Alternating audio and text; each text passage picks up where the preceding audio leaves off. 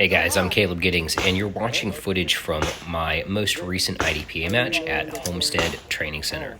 Stages are presented in the order I shot them, not in the actual stage order. So we're starting today with stage 5. Alright guys, so my plan for this stage was after that target that's in the open, which you take with 3 rounds, I wanted to do a tack load on my way to the final position so that I wouldn't have to eat a standing reload. Unfortunately, I bobbled that tack load pretty badly. It was the first time I'd done one in a match in a while, so, but not overall terrible. No unforced errors on my first stage out of the gate, and that is really the goal that I was going for this match, was to shoot smooth and even. Okay, stage 6, our next stage, was a standards stage. You engage 7 targets with 1 shot each, strong hand only, switch hands, and then engage those same 7 targets, 1 shot each, weak hand only. This is an accuracy-intensive stage. There were partials, there were no-shoots. A lot of people dropped a lot of points on this stage. So my strategy the whole stage was, well, don't miss. You'll notice I'm getting a nice clean trigger press on all of these shots. So here's where I did something smart. I did a good tack load so that I wouldn't have to do a slide lock reload from my weak hand when I ran out of ammo after firing 11 rounds, because it's a 14-round stage. I did pretty well on this stage. I only dropped 1 point. Stage 1 was a bit of a memory stage. There are 4 sequences of targets that you have to shoot nearest to farthest away.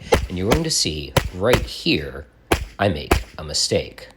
The RO throws his hand up in the air, indicating that I have earned myself a 3-second procedural penalty for shooting the targets out of sequence. One of the great things about competition shooting, however, is because I've done this so many times, I can quickly adapt on the fly, adjust my stage plan, and finish the stage without letting that mistake force me into additional mistakes. So here, I get right back to shooting, I shoot the target that I had forgotten to engage, and I go ahead and finish re-engaging the stage. This stage actually had some really tough shots on it. There was a 20-yard partial target that you had to hit at the very back of the stage. And even with the procedural penalty, I still managed to finish second on that stage and only dropped 1 point. I should note at this match, I'm shooting stock service pistol with my Beretta 92D-LTT. It is a double action only gun with about a 7.5 pound double action trigger. This next stage was very straightforward. You had to engage 2 arrays of 3 targets each around either side of the barrel.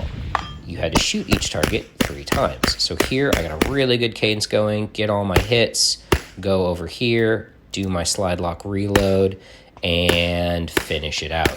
Very straightforward stage. I ended up winning that stage pretty handily.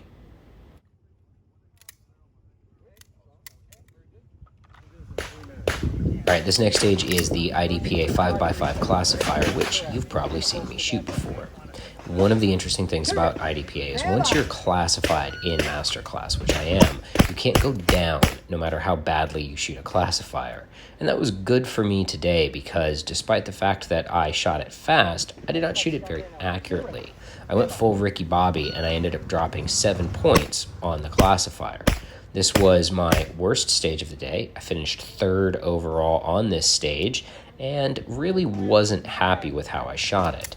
You know what that means? That means when I go practice on Tuesday, there's going to be a lot of IDPA 5x5 classifiers in my future.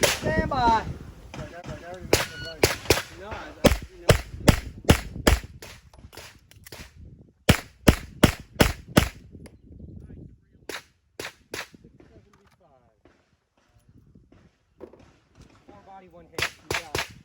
Got enough in the ground? Consider it. Stand by.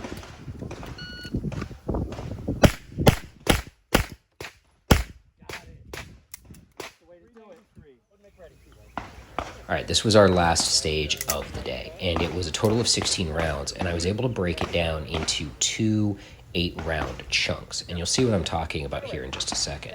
Once the timer goes, I engage the first 2 targets here just by taking a step back, get those 2 knocked out, get this guy knocked out, move to the next position, get this guy knocked out, and then tack load on my way into the back. I'm mostly done with my load, so that means I don't have to eat a full standing reload like everyone else did. I ended up shooting this stage clean, dropping no points in 17 seconds and change, and in fact, I won the entire match in stock service pistol. We call that a good day.